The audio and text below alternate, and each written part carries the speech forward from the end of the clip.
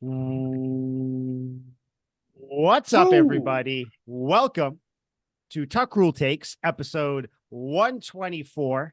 The gang is back. The gang is together. Liam's here. He has recovered from his I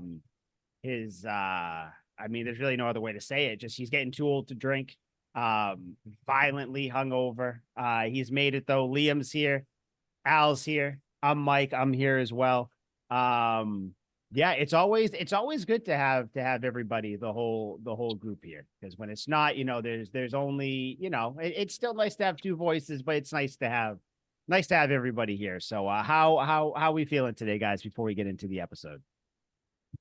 I believe the word you were looking for Liam's adventure is called a bender. I believe that's what the kids call it. He went I on didn't a want to put bender, labels on it. I didn't want to put labels on it, but yeah. but yeah, it was. Liam, care to defend yourself? No, see, he doesn't look. He doesn't even want to listen. That's why he Yeah, I he know. has he has unplugged his headphones because he's like, you know what? I don't even want to face the music, Yep. face the accusations of it. But no, I was just telling him though before we got on.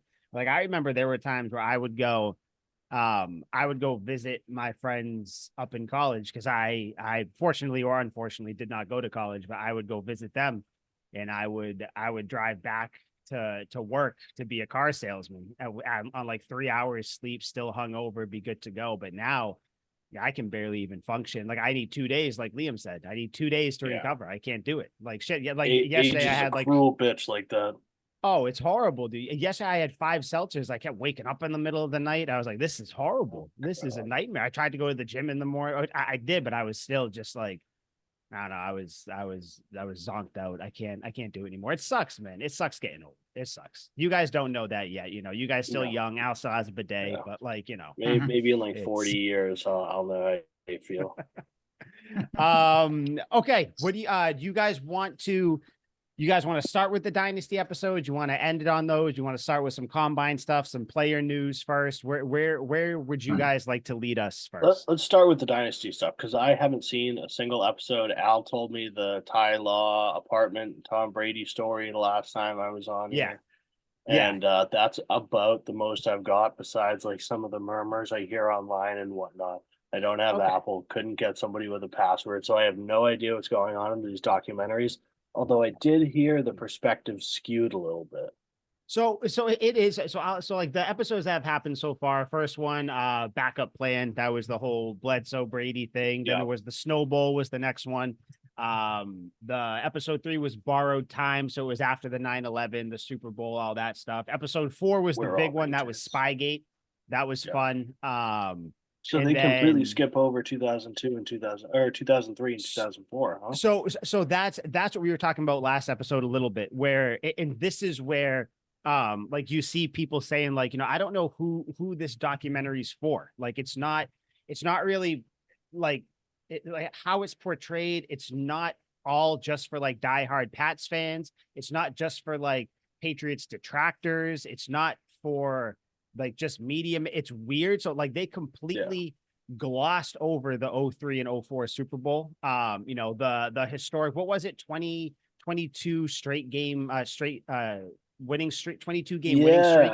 Yeah. They Yeah. glossed over that. And like I understand that you have to hit um like all the like you have to play the hits. So you have to do the controversial stuff too. But and especially Isn't with that these the most point of a recent, documentary series though, where you have multiple episodes like that? yes. That's the point of stuff that if you can't fit it into a movie, you make it a documentary series. So you should, and that's why, and especially with these most recent episodes too, the ones that just happened. One was episode 5 titled "Torn." That's when Brady tore his ACL, and then the next one was "At All Costs," which is the Aaron Hernandez story. This documentary should. I have an issue with it being titled "Dynasty" because this is not about the Patriots dynasty. This is Yeah. about all of the controversial things and like some high points of like the last 20 years in the Patriots fandom. Cause like Yeah. you can't skip over Super Bowls. In this most recent one, I understand it was all about Hernandez, but only one person mentioned the 2010 Super Bowl, which was Devin McCourty. Like I get that you have to mention these things, I don't think we need full on episodes dedicated to the controversial things. I don't know, Al, you've seen the episodes too. Kind of before we dive into the two that just happened and kind of, obviously fill Liam in on like the things. I got one quote that I fucking loved too, that I want to throw out there. But yeah, Al, what are your thoughts on the doc as a whole? And then you can kind of lead us into these next, the most recent episodes too. So the first two episodes of the Dynasty documentary gave me hope that it was going to be good throughout. But then episodes 3 and 4 hit, and it was kind of like, okay, this is still good information. It's still good things that we haven't seen behind the scenes. But like you guys said too, the 2003, 2004 seasons get glossed over. That's a travesty. It's abysmal. It's a crime. It's a crime.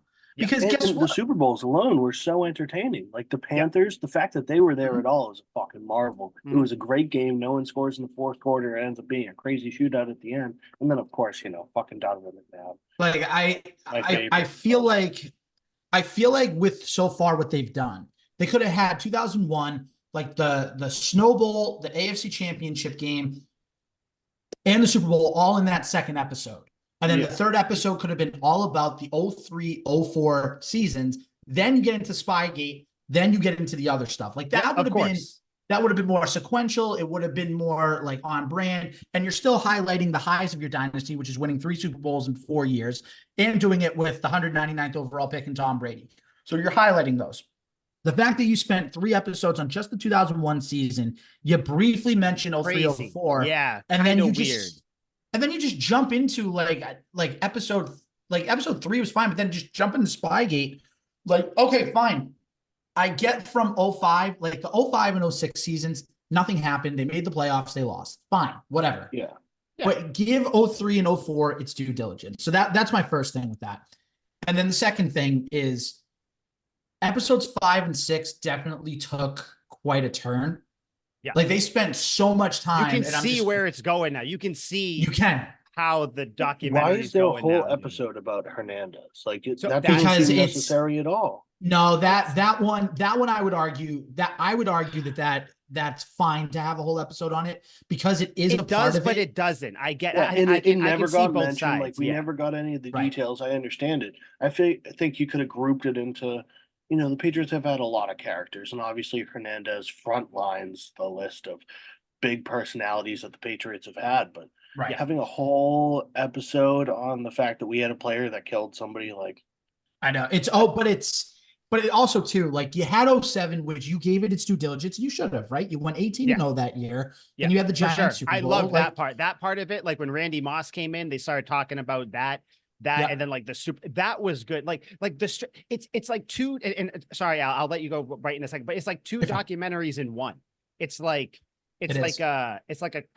almost like 3 actually with these last 2 episodes because it's like a controversial highlight documentary, a Tom Brady documentary, and then a Patriot documentary all in one now. So it's not fulfilling in the way you want it to be as a Patriots fan, right? Just like that's kind of where I'm at. Yeah, it's weird. But I'm sorry, Al, keep going. Yeah, I just want to. You're good. It's weird. It's weird. You're good. Now, are we going to get in depth with each episode, or do you want to just like play off each other? Like, how do you want to do this? However, if you want, kind of like we did last time. I don't know because I didn't write anything down. Like I said, the only thing I wrote down was actually here. We'll start off with this one then because in when episode 5 titled "Torn," basically it starts with Tom Brady saying, we just came off the undefeated season. It shows highlights of Belichick in the talking to the team, and he's like, hey, I don't want you guys to forget this that year. I've been through 5 and 11 seasons, 7 and 9 seasons. Those are the ones you want to forget. But he's like, these ones, I want you guys to remember how it felt, blah, blah, blah. Then Tom Brady says something, and then Belichick says, okay, does anybody else want to say anything? Because we're moving on. And everybody kind of chuckles, and it's like, oh, ha, ha, ha. And basically it goes right into the Chiefs game. Brady gets hurt. They talk about Castle coming in, and kind of how the team was like.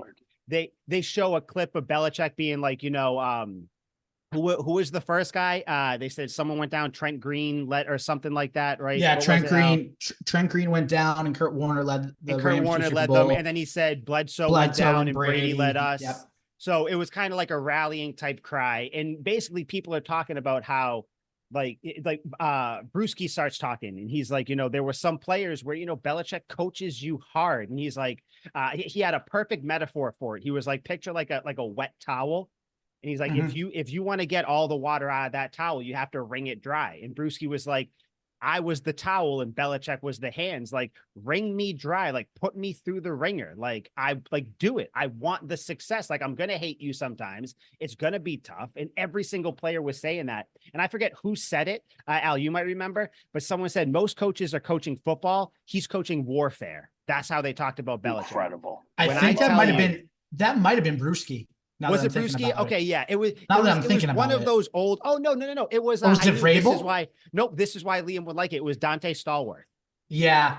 Dante Stallworth. Okay. Who, My by the way, murderer. Dante Stallworth is getting far more airtime than I thought he would get in this documentary for some reason. I have no. He's been in every episode, hasn't he? Well, he should be. He's been in a lot of receivers we've ever had. It's strange, but yeah, just that quote, and now we can kind of talk about just this episode. Like it was basically talking about that. But the issue I had with this, there was far too much time spent on Brady's recovery. Tom Brady Sr. Fuck him. Don't ever need to hear him again. Alex Guerrero talking. Don't need to, because this is a Patriots Dynasty. This isn't a Tom Brady documentary. You knew he was going to be in it though, because he's part of it too. Of course. Right. But my issue is, if you can talk about how Brady for Alex Guerrero. You can talk about how Brady felt that he was going to get replaced, which this is another thing. They're talking Tom Brady Sr. talking about Belichick. He's cold, calculated, cold-hearted. Anybody can get replaced. Dude, this is how your son got a shot. Like, what are you talking about? Like my wife was watching this one, and this is like one of the first episodes she sat down and watched, and she was like, why are they saying this about show Belichick? A little fucking gratitude. Yeah, but basically that's what this was, and they talked about the on the field, the actual season. I just wish they would have stuck with talking about just that. I didn't need to know that Tom Brady was going to now do everything he could to try to get his body in better, play shape. Yeah, I just didn't care about a lot of the Brady part. I wanted to see that 2008 team. I wanted to see more about that, like hearing them talk about how, we Did rallied they talk around much Matt about Castle. how Matt Castle went in there and led the squad? They did for a little bit. They talked about how Matt Castle even said, he was like, I could run the ball a little bit more than Brady. And, Belichick saw that. And I was like, dude, you're talking like you're fucking Mike Vick. Like, calm down. Not far off. Matt Castle. No, but it was good. It was good. Al, thoughts on this episode 5. All right, let's see here. So Tom Brady could have supposedly played in 2008. He was talking about how he could have done some of his ACL, taped it up, all this stuff, and still played. I thought that part was a little interesting. Yeah. Just to hear it. Yeah. I thought that was kind of like, a player being like, I thought I could do it, but the medical team obviously did shut him down. So right. And it was the right decision. That was the right thing they could have done. Matt Castle hadn't started a game since high school. I thought that was interesting. Never started in USC. Dude. Makes totally no forgot. sense to me. Just because he was the backup for championship teams. And you know what? Liam will be proud of this moment, because I'm going to give Bill Belichick some credit here. Bill Belichick, credit to him for changing the offensive system in that 2008 year when Matt Castle was the starting quarterback, because he knew that Matt Castle could actually run a little bit. So he's like, okay, let's tailor it toward Matt Castle, which I thought was really good. Really good. Some bootlegs in there. He's like, there were a lot of quotes, by the way. They kept playing audio snippets. And Liam, you'll like this part too, of media members and stuff being like, now I'm starting to wonder, was it Belichick and not Brady? This is Belichick's, crowning achievement as a coach. And in my head, I'm just like, wow, how the tables turn. In 08, everybody was saying that, there wasn't this, it was Brady over Belichick. Although going into the year, you heard the snippets of people being like, we're going to see, can Belichick do it without Brady? And he did. And then it's just funny how now it's completely switched again. But yeah, Al, what else do you have for this system one? Quarterback and Belichick's the man. The dumbass corner blitz story was another hilarious part of this documentary, where Matt Castle says oh, Belichick's like, Castle, can you pick up the corner blitz, please? Because I don't want to write a letter to your mother saying, "Dear Mrs. Castle, I'm sorry to inform you that your son's dead because he's a dumbass and can't read the corner blitz." And I was like, "Wow, that was awesome. Good." Teddy Bruschi, the ultimate patriot. That's what I wrote. Teddy Bruschi is the ultimate patriot. Every time he's on screen, I'm like, "Yep, That's why he's my favorite Patriots player of all time. That's why. Yep. That's why. Like he's even talking. He's like, you might curse out Belichick, you might hate him, you might this, but he got us there. Yeah. Yep, he did. And the last thing for episode 5, because I want to get more in detail with you, Mike, about episode 6. Matt Castle gets traded to the Chiefs after he goes 11-5 in the year that the Chiefs knocked out Tom Brady. I was like, it's just like a full circle moment. It's like, wow. But they didn't talk about that. They didn't talk about that though. That's another thing. They did like all the moves, and we're going to talk about it with this next episode. Like when they just said they glossed over, veteran players were gone, traded, retired. Like this is as Patriots fans, get into this. Get into Vrabel was traded, Brewski retired. They didn't even talk about Brewski having a stroke. That did not get touched on at all. And the fact that he played every game in the next season, like that should be one of those dynasty Teddy Bruschi Patriot play, but like you're not talking about it. Instead, you got Dante Stallworth on my screen again. You got Bon Jovi last episode. Why is he there? Like, I don't give a shit. Like, just so random. But yeah, and then obviously this episode ended. I will give them one thing. The music they use in the endings to these episodes are some of the most dramatic things ever. When they're talking about Belichick coaching hard, they have this like Star Wars Sith death music in the background of him just standing on the sidelines. But this episode does end when it says, the 2010 draft was a big thing. We need to change. We need to change things. And they show the war room and they show Belichick saying, okay, 4th round, we're going to take this guy. And then Aaron Hernandez pops up on the screen, and that's going to be your lead into the next episode. And Al, obviously, this one. What could go wrong there? All about Aaron Hernandez. Yeah, I don't. Where do you want to start with this one? This episode made me mad. It made me very, very angry. Thank you. I want to know why. Like that. That's what I want to see, because I came out of this with like a just annoyed feeling about it. It was. And I'm going to be careful and preface this by saying we're talking about a very fragile, sensitive subject here. Yeah, of course. Involving murder and death and all that. This has nothing to really do with how we feel about Aaron Hernandez murdering someone. Like that's right. Exactly. This is strictly from like a macro football, how we thought it showed Belichick, the Patriots, and all that. Ernie Adams, by the way, still A+ all-star in this. Yeah. In this document. So first things first. Aaron Hernandez had the opportunity to get out of the situation he was in and make something of himself, and he was doing it. He just signed a contract extension, just went to a Super Bowl with the Patriots. He was going to be, the lightning to Gronk's thunder. They had something there. And then to just continue his old ways, and he couldn't get out of his old ways, it was kind of sad, but also it's like, dude, you're an idiot. Like you had everything. You had the world at your fingertips and you decided to blow it. It drove me nuts. And it just will always get me that now knowing that the Patriots could have gotten out of that situation, all they had to do was trade him. Because literally Aaron Hernandez, for those of you that didn't watch, this is going to be a spoiler, so sorry. But Aaron Hernandez requested a trade to the West Coast because he felt like his daughter and his girlfriend or whatever were in danger. And Belichick was like, no, Belichick was like, do you want me to help you with the Patriot security, like to help you? And he's like, no, I need to get out of here. And he's like, no. Like looking at Belichick, like, yeah, you don't blame him from the football perspective, but with his character and everything else, like the off the field stuff, why didn't you try to get yourself out of that sooner rather than later? Now, obviously, we didn't expect Hernandez to be who he ended up being. Yeah. But still, and it sucks because he was so. That's what I want to touch on with you. So before we leave that, I want to dive into that. But keep going. He was so talented on the field. That's the part that drives me nuts. First round talent at a 4th round cost. Of course, that's a steal. But again, my heart goes out to Odin Lloyd's family because that obviously sucks. And the double shooting, like even earlier in I think it was July of 2012 or something like that. 2012, that he got acquitted of. Like he did get acquitted of, right? Acquitted of that, yeah, Hernandez. Correct, but it's just like he shot at someone.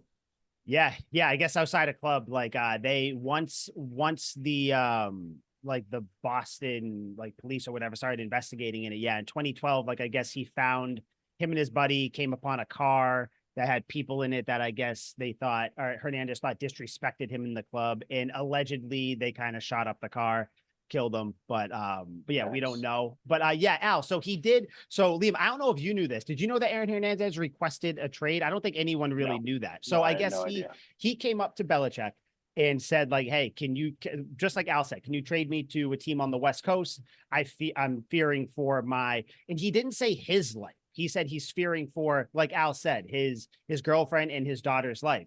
So Belichick said, well, paraphrasing, because it's kind of like what the cops said, I guess. Belichick said, do you need the Patriots security or do you want them? And Hernandez said, no. So this is where I get put.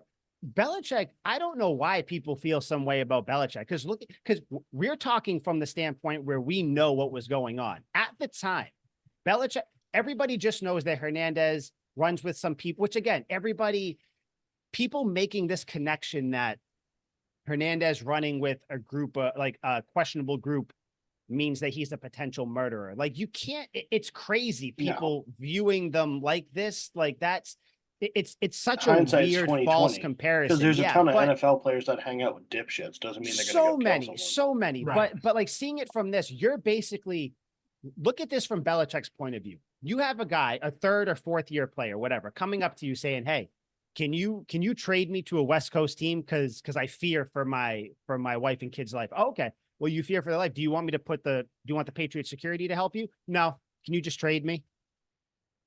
Why the fuck would I trade you? What?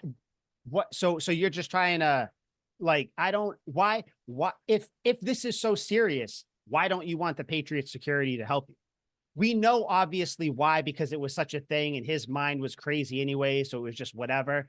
But strictly from a Belichick's point of view, like, why am I going to trade you just because you're asking me to, because you have this like outlandish reason why, like, and I give you an opportunity to, like, protect your family, like, so to speak, in a way or whatever, and you turn that down. So it can't be that serious. Like, if you don't want us to add security to it. And I know hindsight, just like Ernie Adams said, he was like, hindsight, we should have traded him to Seattle, but we just didn't. Like, no one expects this to happen. So, like, I see that. And again, it's the painting of Belichick that he was like, and then they had Jonathan Kraft talking too, where once all this went down, Hernandez got arrested, taken out of the house in the red shorts and his wife beater.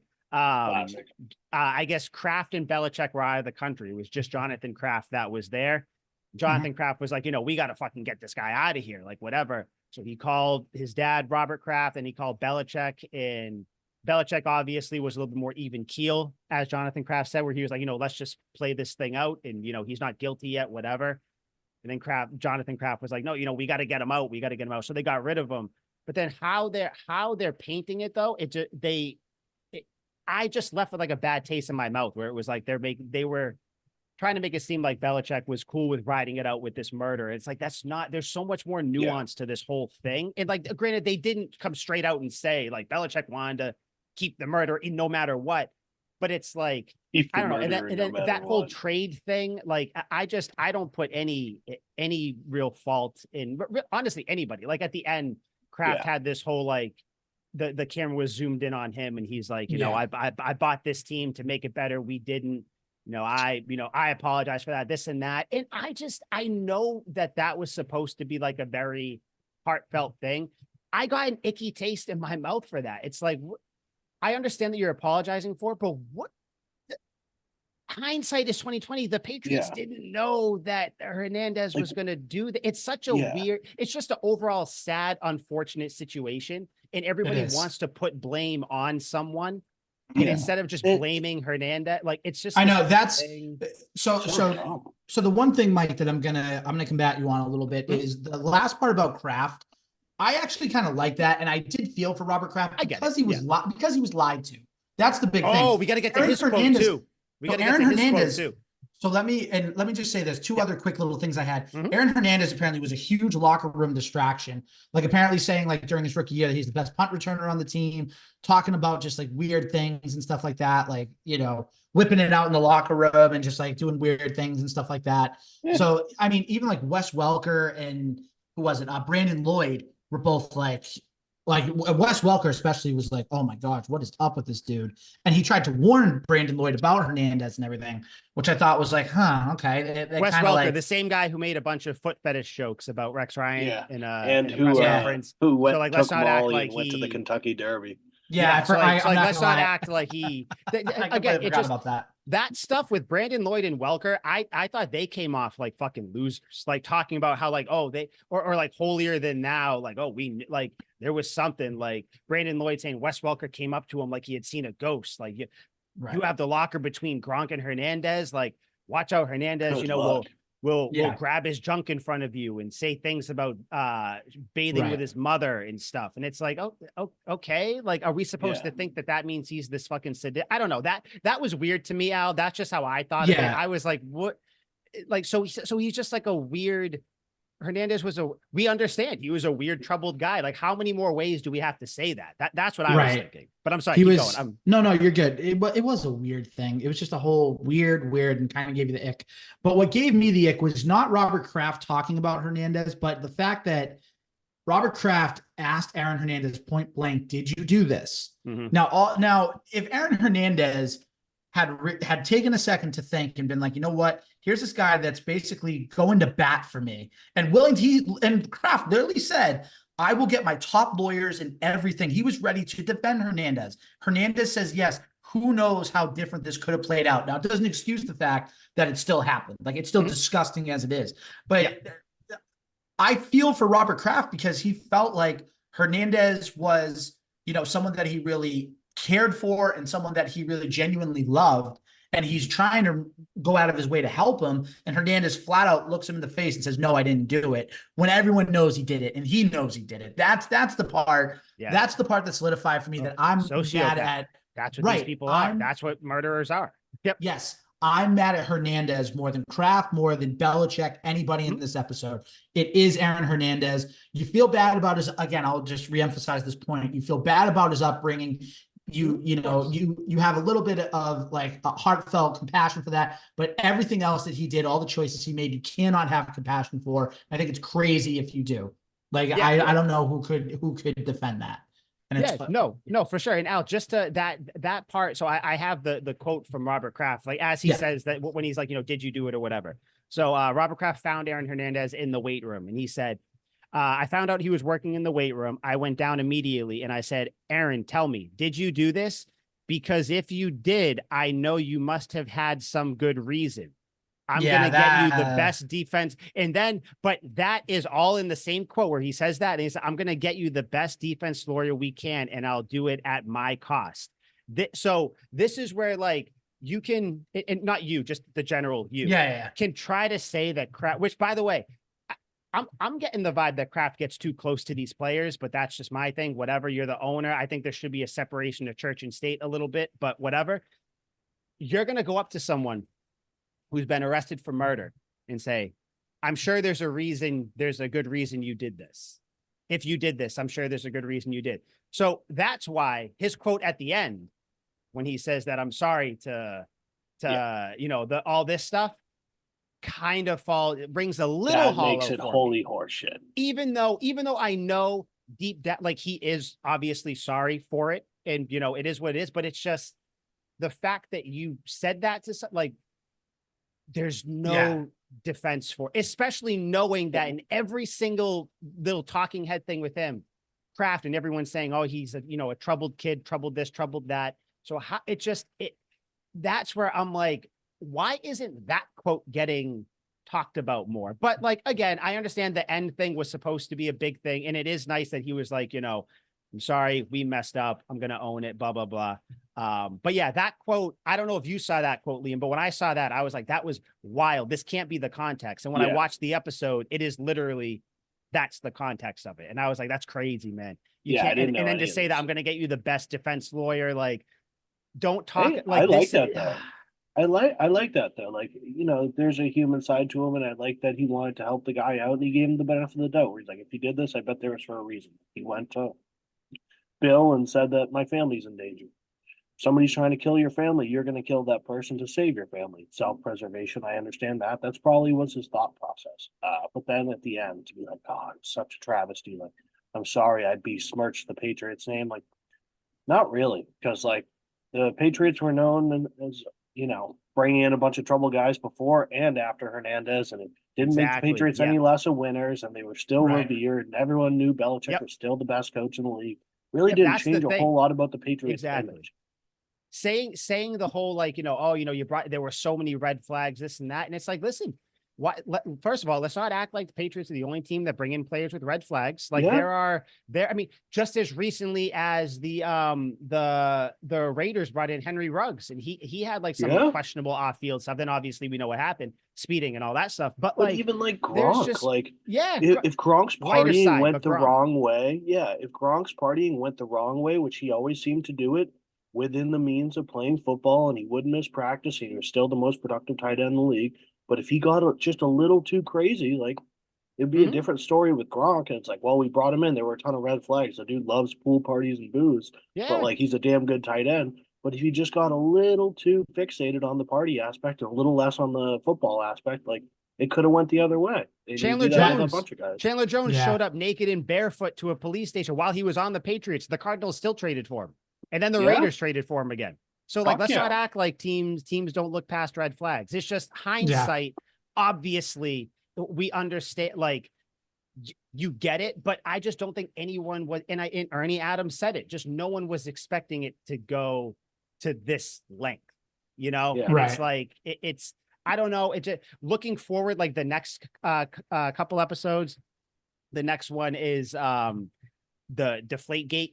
So that's going to be a whole thing. And then the one after that is the plot for it is Belichick makes a questionable decision on the biggest stage of them all. So that's going to be centered around Malcolm Butler sitting. So it's like, I already see where this is going. So like, I'm still going to watch it. Obviously, I just wish that this doc was more about, don't not talk about the negative things, but like, I don't think you need to spend so much time on them. Like, talk about like the dynasty, because that's not what this is. This is more of like a Patriots Uncovered Dynasty Secrets.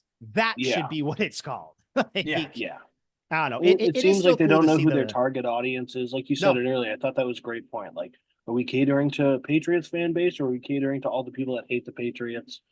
And like you said, like if we're talking about the dynasty, go in depth. Like we're just talking about all the things because nothing comes out of the Patriots organization, no secrets or anything. So now it's just 30-minute interview kind of thing where they sit down and like, all right, finally open up about Hernandez. Why did you bench Malcolm Butler? It's all the stuff that we never heard about, that never got out of the Patriots locker room. They're going to go in depth on Deflategate. If that's the case, just make it like unreleased Patriots secrets. Yeah. But I mean, I don't know. It's still interesting. I'll see if I can get the login to Apple, Liam, so then you can watch it. That'd be tight. I appreciate it. Just to kind of catch up. Literally, I've asked everyone I know. No one I know has Apple TV. All right, I'll figure it out today. They're quick. They're like half-hour episodes, so you can bang them all out in the day. So it's pretty good. But Al, any final thoughts on the Hernandez ones or anything like that before we move on? No, I'm just glad to be past that chapter as a Patriots fan. Yeah, just an unfortunate one. Deion Branch getting all emotional talking to that was rough, but yeah. But okay, yeah. On to bigger and better things. J.C. Jackson is gone. 10 million. I wish I had the round of applause button I could hit. J.C. Jackson's gone. Frees up whatever, $14 million or whatever it was, 10 million, whatever. Moral of the story: Patriots have over $100 million to spend this offseason. I'm excited about it. I mean, I think it's a move we all thought was coming. I don't know. Do you guys have any kind of? I mean, it's definitely something we have to bring up because it's J.C. Jackson gone. I think our corner depth is still fine. I think it just gives you more money to play with. Any thoughts? It's incredible. I'm psyched. Like this is back to like the Hunter Henry, Jonnu Smith, Nelson Aguilar offseason where we're either going to take a ton of huge swings and huge misses, or we're going shopping regardless. And some of the stuff is going to fit and some of it's not. But at very least, shopping is the fucking best part of it. Where it's like, all right, who are we getting? There are all these rumors who the Patriots are pursuing. Of course, us as Patriots fans are going to be like, oh, well, we can throw the bag at T. Higgins and we're going to look at like all the top free agents and probably get like 3 tiers below them. But that's the fun part is like, let's aim for the stars. And then when we miss, we'll land on the moon. Yeah. Hopefully. Oh, and since you brought him up, T. Higgins, that's another little bit of Patriots, somewhat related news. Bengals franchise tagged him. Doesn't mean he can't be traded, but it just makes it a lot more difficult too. But yes, and then also Justin Jefferson, it's coming out now that the Vikings are most likely going to sign him to like a 30 million plus year deal. So that might be off the board as well. After I sat on it, because me and Al talked about it on the 2 shows ago, the trade for Justin Jefferson, like it really doesn't make a whole lot of sense. As much as I'd love to do it, like it'd be stellar. I'd buy a Justin Jefferson jersey instantly. It just doesn't make a whole lot of sense to go get a wide receiver that we then have to pay exactly 30 million or some preposterous number when we could just draft a stud wide receiver for paying pennies on the dollar. Yep. Yeah, exactly. And then Mike Evans too, another Patriots potential guy. The Bucks are said to be kind of working on a extension deal for him, but he's also said he wants to play, he doesn't want to play with a rookie quarterback. He wants to play with an elite like veteran guy, possibly contend for a Super Bowl. So he's not coming here. Ruled out. Which I don't think that was. I think that was just a name that was definitely a possibility because he is out there. But that's not. Everyone's like every Patriots fan. We've enjoyed this for the last 20 years. Anyone who's a free agent, how many times has Larry Fitzgerald become a free agent? We're like, now's the time. That Megatron, was the one. Megatron. Like I remember hearing both of those all the time, and friggin' it's fun to think about it. It's never come to fruition. Yeah, no, Megatron coming here would have been great. Oh my gosh! But one that actually I could see happening. It looks like the Cowboys aren't going to sign Tyron Smith, so that could be a potential left tackle that the Patriots could sign. And I guess it is reported. Kind of obvious, but it's reported that the Patriots are going to go after him in free agency. I think that'd be awesome. It's Trent Brown 2.0. He's so old. He's but guess what though? Trent Brown did have a couple good years when he first got here. Yeah, I'm fine with that. I'm fine with that. He's good. He just has to be motivated. I guess this draft is also stacked with offensive tackles and wide receivers. So if the Patriots want to sign him, draft a tackle and kind of develop him right behind him, that's cool. Where do you guys? I know you guys kind of said it, but where do you guys land on Smith potentially coming here? It would probably end up being like a 2-year deal anyway. I assume. Yeah, I'd hate that. Go get him. Cowboy. Go get him. Go get him. He's on the we knew that Liam was going to say this. We knew that Liam was not going to be. I will not stand. It's enough. It didn't work with Zeke. Can we stop getting fucking Cowboys players? Clearly, it doesn't work.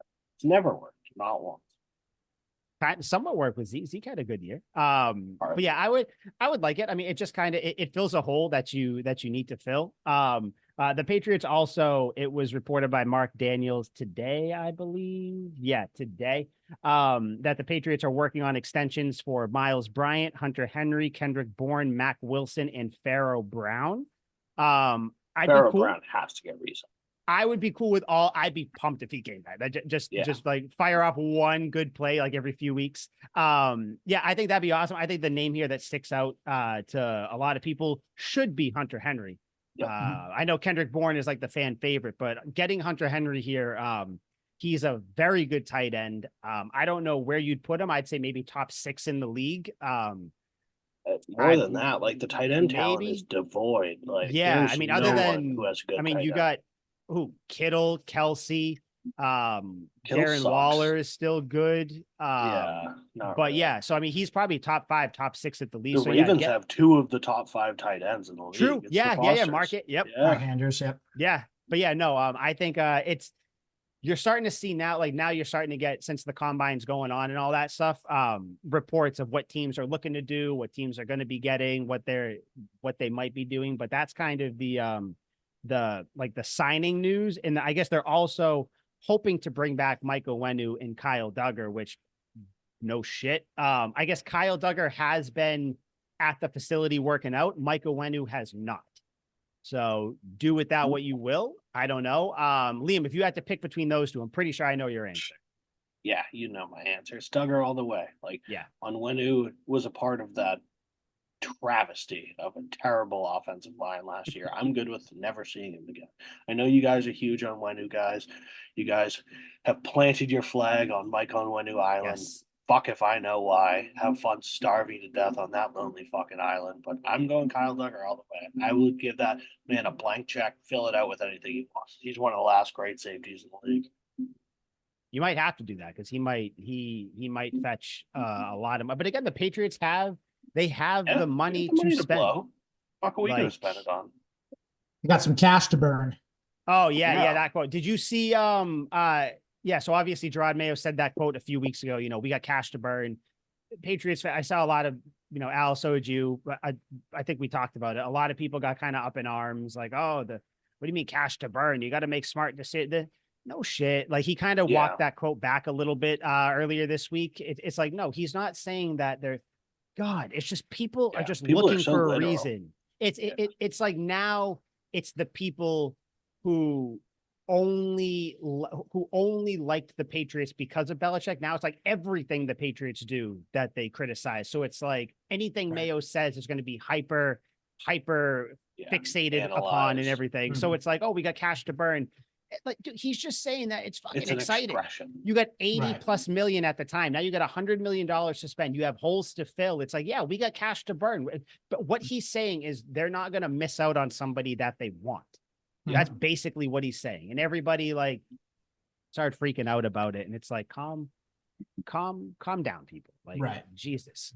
And by the way, Mike, to your question that you asked before, I'm going to go against Liam. I want Onwenu because you need offensive pieces. You can get defensive pieces in the draft. You can re-sign a corner if you need to. Duggar on a franchise tag, I think would be great, but you need to have some sort of foundation on the offensive side of the ball. I think Onwenu gives you that, gives you a little bit of continuity with Andrews on that offensive line. What foundation does he give?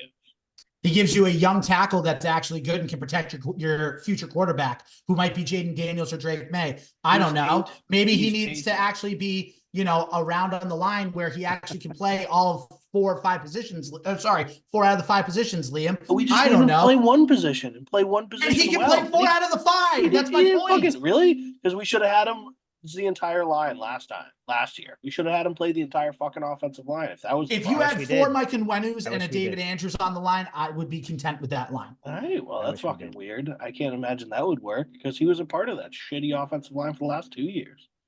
So you just want to completely revamp the offensive line with young linemen? Basically, yeah. I mean, like we saw Doc, like friggin' load it up. Yeah, and guess what? The defense the defense will still be good without Duggar. That's the whole point. Yeah, but I want that dynamic playmaking safety. I understand that I'm completely coming at this from bias because I grew up in like the 2000s with Ed Reed, Troy Polamalu, Brian Dawkins. Like I want to see that. Kyle Duggar's the only fucking guy. Kyle Duggar's one of those guys that can pick off a pass and stiff arm the quarterback and get him hurt and out of the game on the way to the end zone when he scores a touchdown. And that's what I want to see. We're not winning Super Bowls. We're probably not even winning playoff games. I want big plays. I want a safety that's going to fucking decapitate somebody and take him out for the year. And that's my little victory. That's what I get. That's what I'm supposed to be excited about for the next one. I think they should re-sign Onwenu and franchise tag Duggar. That's boy. Good. That's what I think you should do. Because the reason being, I think you can, if you have an offensive lineman on a deal, I think that lineman's more apt to, kind of stick around. You can build a line with him in it. Duggar, you franchise tag him, then you just continue to work on a deal. Because I think his deal is going to be a little bit more difficult to do because it is going to be a lot of money, guaranteed money. What's he getting from other people? What were the offers? If you're going to match it, what are you going to match? We also just don't know. And that's a testament to how much he's wanted. No one's fucking fighting. Exactly. But the thing is, we don't know how this new Patriots regime is going to operate. Like we like as fans, we're operating under the guise of, thinking about how Belichick and that whole team operated. Like we don't how is it going to go? Like, are they going to shell out, kind of not really play the games or do whatever? Like, okay, Philly is going to give you X amount for X amount of years. Okay, cool. We'll match, or we'll give you a little bit more guaranteed. Like, we don't know how they're going to do it, but I think just it would be your best bet sign Owenu. I don't want to franchise tag a lineman right now. Like, just sign him so you know you have him moving forward for the next 2-3 years, and then tag Duggar, work on the deal, get a big deal done maybe next off season or in the middle of the year or whatever, and then just move forward. Because I think it'd be good to have both of those players. They're both good players. You have the money, just do it. You can still move forward, because then that doesn't create a hole in the safety position, and it fills a hole on the offensive line side. So I'm cool with doing that, which I hope is what they do. But. Well, we're gonna find out in a week, because literally free agency starts next Monday. Fuck yeah. Holy shit, it does. The time to negotiate contracts starts next Monday, and they can officially sign contracts next Wednesday. Nice. Okay, we might have to push the episode back. We might have to do it on free agency day. Let's do it. Might have I got a regular job now, so all my evenings are free. I think it would. I don't think it would make sense to do an episode the day before free agency opens. Then, right? Yeah. Unless we did predictions, but you all just But even then, like, I don't. All our predictions are going to be. We'd have to do another episode to talk about the moves or the lack of moves or something. So holy shit. One move though. A guy I don't think is coming back. Mac Jones, practicing no look passes, all this crazy shit, posting videos, hardest worker in the room, whatever. I guess it's out there that he would likely fetch a 5th round pick.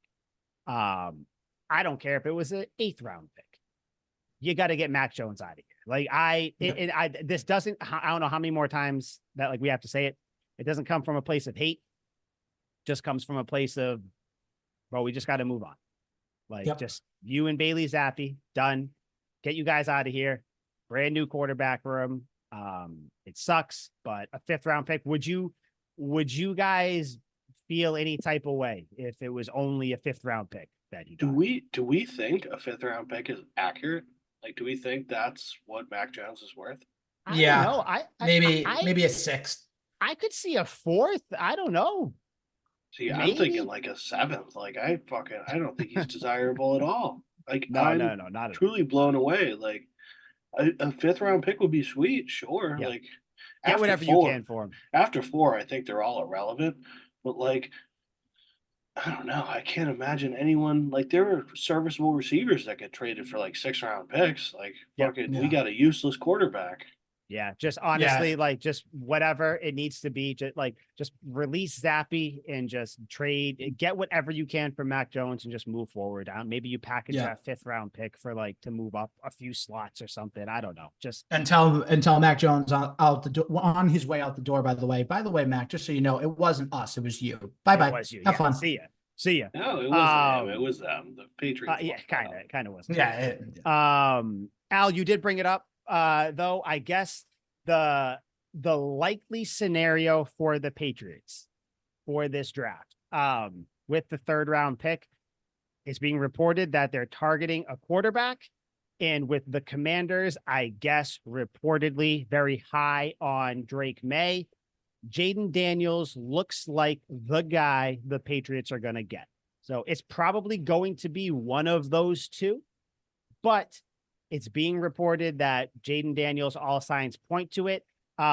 We have talked about the draft on every episode that I've been on, and I plan on continuing to do it because I think my thought process, Al, like I said last week, will change every single week. How do you guys feel about the report? Jaden Daniels, most likely going to be the guy as of this week. And again, next week it might change. Reports come out that a team has been, they're all pumped up about someone else, who knows, but how do you guys feel about that? I love this report as much as Liam loves to say questionably borderline things every single show. That's how much I love this move. If Jaden Daniels is the quarterback for the next 2-3 years at least, and then hopefully beyond, the dual threat quarterback is going to be back in New England, because he had it for 1 year in Cam Newton, even though he could barely throw the football. But now it'll actually be from a young perspective, a guy that actually can throw the football, can make plays with his legs. Please, God, make it happen. Get me Jaden Daniels in New England. I don't want Drake May. I would rather Jaden Daniels. Get me Jaden Daniels. Well, listen, You got it. You got to make it happen. You got it. Make it happen. Kid's fired up, and I love your gall here, your ambition. You speak with conviction, and I like it. I guess I have to continue the trend of saying borderline questionable things because I'm not loving it. Like, No, why? I don't want a quarterback. What do you want MHJ? That's crazy, man. That's crazy. Yeah, Who would you want? Hold on. If he wants MHJ, that excuses it a little bit. Do you want MHJ? Yeah, no, I do. Like I very much want Marvin Harrison. Like that's the draft process is such a shitstorm. Like consistently. I've never seen something so inaccurate that people keep trying over and over. It's like marriage where it's like it fails almost all the time. Like most people aren't going to make it. And if you do, it's like winning the lottery. It's like, oh fuck. Like, as a married man, I'm agreeing. Yes. Yeah. It's like when it works, it's incredible. But most people aren't going to win.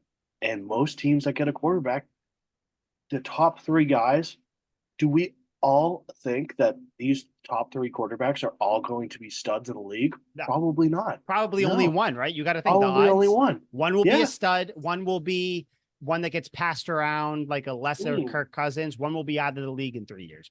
Yeah. You just got to hope you pick entirely a crapshoot. Marvin Harrison seems like the only prospect that's a clear-cut layup. Like this seems like he has can't miss written all over him. Like the second wide receiver, not Neighbors, Rome Odunze. His last name kills me. I call him Rome. Yeah. He would be a fantastic number 1 option. He'd be the top wide receiver in any other draft. But no one's even considering him as the top wide receiver because we have this clear-cut stud whose father was a monster in the league. He went to Ohio State, dominated. He's clearly the best prospect in the draft. Like Caleb Williams, everyone wants a quarterback. They're valued high. He has a ton of question marks, and like any other quarterback. Yeah, Marvin Harrison's the only one that when you draft him, you don't have to worry about it. Like he's going to be good. It's plug and play. He's ready to go. Yeah, he's going to go out. He's going to catch 1,000 yards. He's going to catch plenty of touchdowns, and it's only going to get better. I would rather take Marvin Harrison and then take my shot at the end of the draft. Like, I'm not crazy about JJ McCarthy, but like fucking all of it's throwing shit. Yeah. There's one guy you take in the second round. Michael Penix. No, Bo Nix, baby. All about Bo Nix. No, I would take it's all about Bo Nix. You said no to JJ McCarthy. The Patriots, I guess, had a very good meeting with JJ McCarthy. So don't be surprised if it is MHJ. And JJ unathletic McCarthy. White guy, dude, he fits the bill as the Patriots quarterback. He is he doesn't even need to be drafted to be the Patriots quarterback. I would much rather JJ McCarthy than Bo Nix. I think Bo Nix fucks. If the Patriots aren't taking a quarterback with the third overall pick, I'm all in on Michael Penix Jr. You got to get him one way. So we're in complete. All 3 of us are in different camps here, but I'm not even dying on the Bo Nix hill.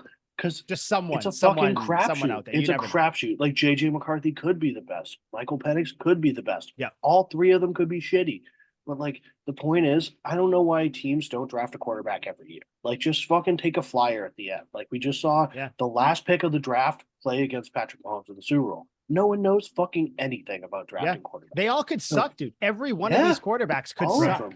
Like they could be fucking terrible. Do not know. And you can take an average quarterback and put him on a stacked team and he'll play well. Brock Purdy, Joe Flacco, who's old now, even though he's still the finest quarterback I've ever seen. He's past his prime. He stepped right in there because he had Amari Cooper and great tight ends and a great offensive line and running game. He was fucking fine. You automatically increase your odds of success by having a good team. So take Marvin Harrison. Lock that up, dude. I don't even care who the quarterback is next year. Like, yeah, it'll be fun watching Jaden Daniels run around, throw bombs, run over the middle, and then get bombed and lit up and out for 5 weeks because he couldn't fucking slide. Like, yeah, that's true. Obviously, I'm speaking in all hypotheticals, but it's such a crapshoot to take the lock, take the go-to easy money bet.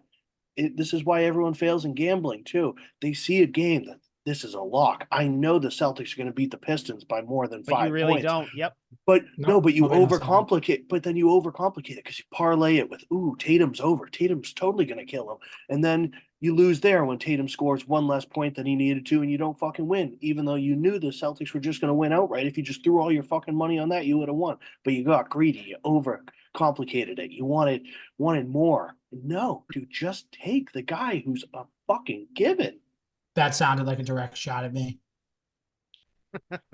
It was, but it's literally the standard. Like, it was, but everyone does it because you're part of the majority. Like everyone, dude, I did it too. Absolutely, fucking. It's like, yes, I know this is going to happen, but I'm going to get a little too wise and say this is also going to happen because I can double my money. It's like, no, fucking, put $10 down, win $8 on the something that you know is going to hit instead of trying to win $20 and overcomplicating it. So what if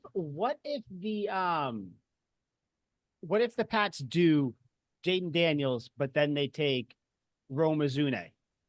Would you be fine with that? With what pick? With that? They could either trade up, or I guess they're saying some things are saying he might go in the second round. I don't know, but like if that's somehow how it ended up, would you be happy with that? You think? And again, we're all talking hypotheticals because, like you said, you have no clue. Because it's a hypothetical. Yeah, I don't think he's going to make it to the second round. Like, Neighbors would be cool, but I think he's going in the first round too. Like, yes, I want structure. Probably. Yeah, I would think so. Yeah. I want someone to throw to. Like, that was Mac Jones' biggest problem is he's throwing to fucking Juju Smith-Schuster. Like, that's a nightmare. And Jacoby Myers was his number one guy, and that, no slight against him, but he's not a number one. But it doesn't really matter who you have at quarterback. DeAndre Hopkins had a 1,000-yard season with TJ Yates at quarterback. Who gives a shit? That is probably your best argument again or for drafting MHJ, where it's like, listen, you have these guys. Like, you have DeAndre Hopkins, case in point. He was at Houston playing with fucking Case Keenum and all these, just like a Case Keenum, TJ Yates, Tom Ryan Savage, Fitzpatrick might have been his best quarterback. Again, no Fitzpatrick, fine guy, but nothing. So I don't. See, you can this is why you can easily sway me to take Marvin Harrison. Yeah. Like it should be like it's the safe bet. It should be because that second crop of quarterbacks could still turn into something. Your JJ could be better than all the other ones. Yeah. Penix Jr. Like you could still get them. So the one thing I do not want to happen, and I know like might be a greedy Patriots fan, I don't want let's sign a veteran and let's just kick the can down the road to next, because right now where you're at, if you're gonna take a quarterback or like fix your quarterback thing, do it now, because you don't want to be in this position again. Like you don't want to be in the top half of the draft again. So like while you're here, like try to do like take a quarterback, even if it is in the second round. You have an early second round pick, or you have enough picks to trade to get back into the first. Like take care of the situation now. So wherever they go, I just want it. Well, no. Because I'm saying, like, say you take Marvin Harrison Jr. with the third pick. Yeah. Okay. I still think they should take their quarterback of the future as well. You have the draft capital. This quarterback class is 6 or 7 people deep, I guess. So it's like, just do that. I don't care when all the chips are down who they come out with as quarterback. Just you have to find the quarterback of the future. Don't kick the can down the road. It'll be say we're going to sign whoever. Like just no doubt they are taking a quarterback. But like I said earlier, like if I was a GM of a team, I would draft a quarterback every single year. Just take a flyer. 4th round, 5th round, 6th round, 7th round. Who gives a fuck?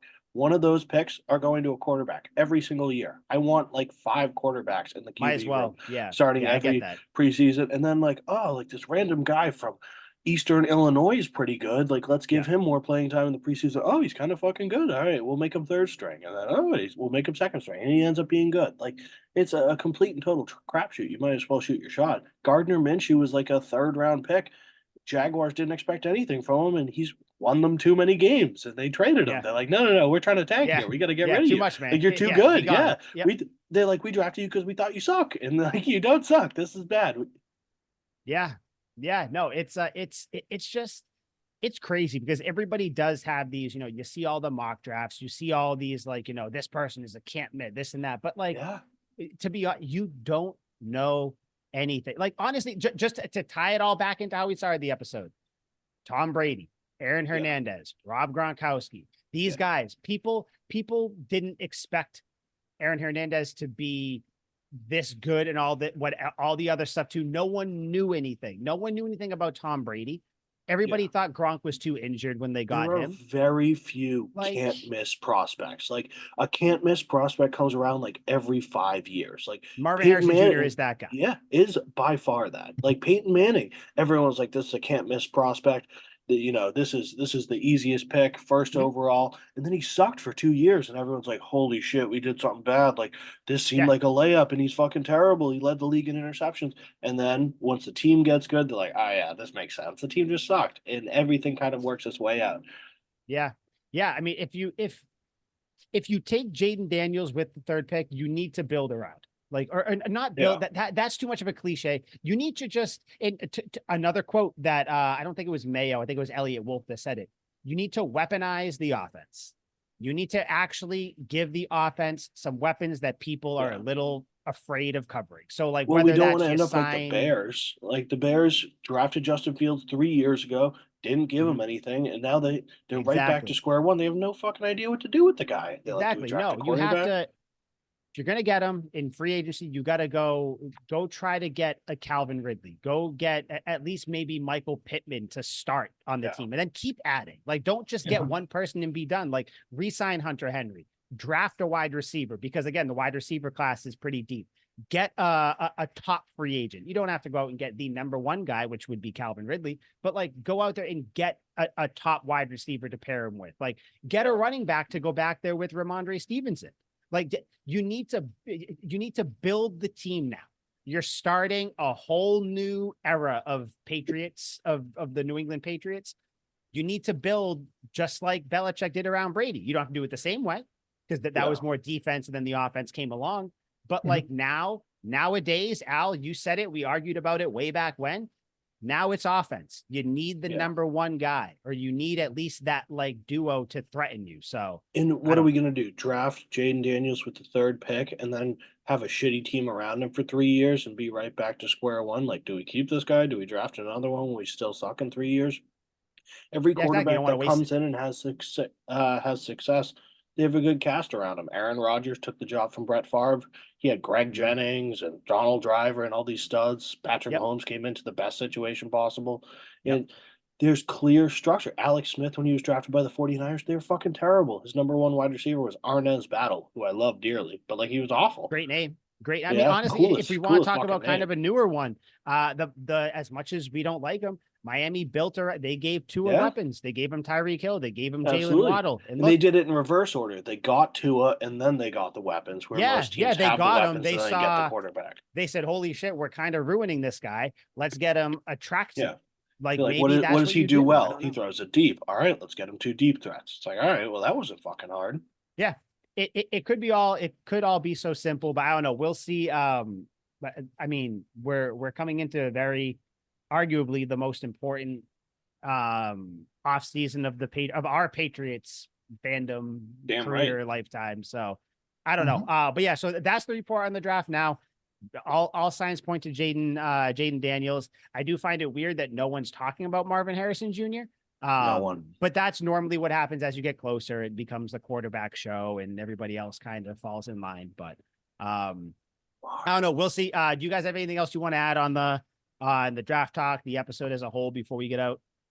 Nope. Just free agency next week will dictate the draft. I can't wait. Free agency. Liam, I'll get you the Apple thing. You got to watch these episodes. I want to see if you feel.